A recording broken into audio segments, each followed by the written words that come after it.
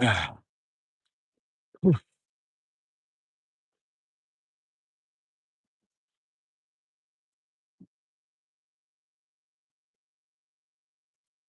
ano ito?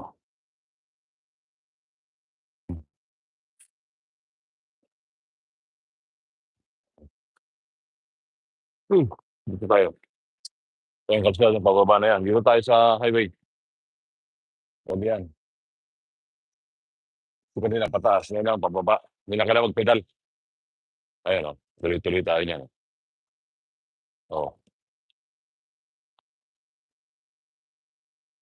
oh, pabaong bahagi ng kalsada.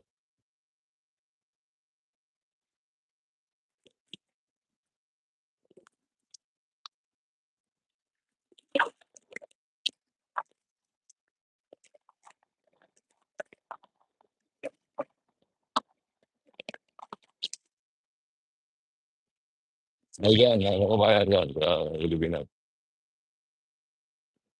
sa Monday yung mga natutok. Ah, Religious na doon ako sa RPL Foundation, ano. Akala niyo kayo yung isa sa mga nagkakaroon ng, nabibigyan ng bahay. Bakit? Hmm.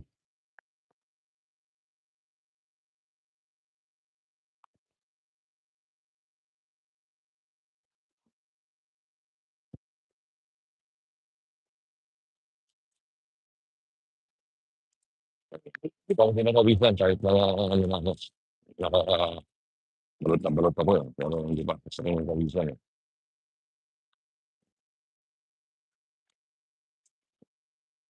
Sa Mindoro.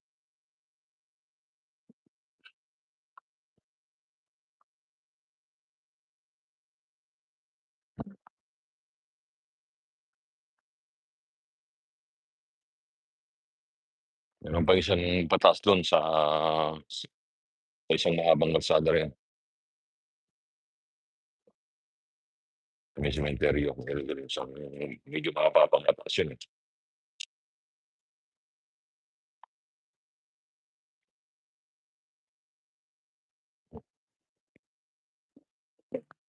Ano, ka-Monday po, sama-sama tayo sa pagpapahid.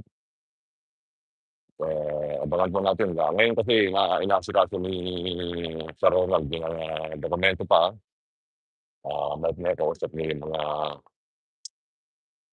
taga-ibang bansa sa Switzerland para din sa mga blessing, mga biyaya. Hmm,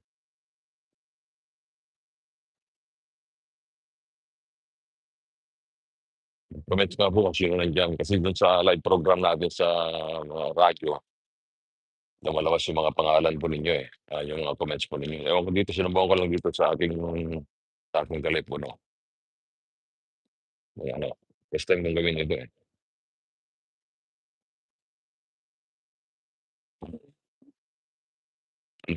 Resulta.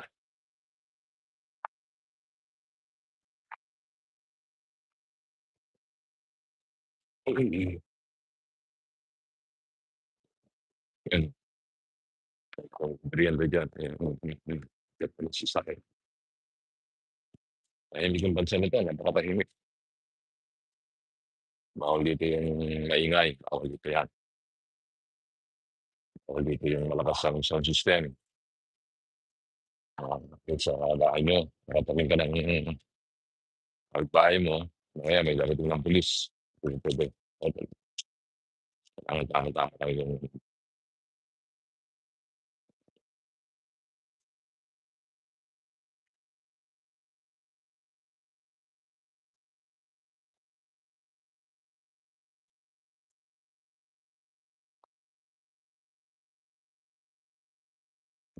sabi sa inyo wala kayong makitang tambay rito. May nakasalubong ka man paisa-isa, kaya 'pag naligaw ka rito wala kang matatanungan, oo, wala kang matatanungan. Hindi ko nakikita yung nagko-comments, eh, sa ano, sa program kasi natin nakikita natin. Dito hindi ko alam kung saan makikita yung nagko-comments, eh.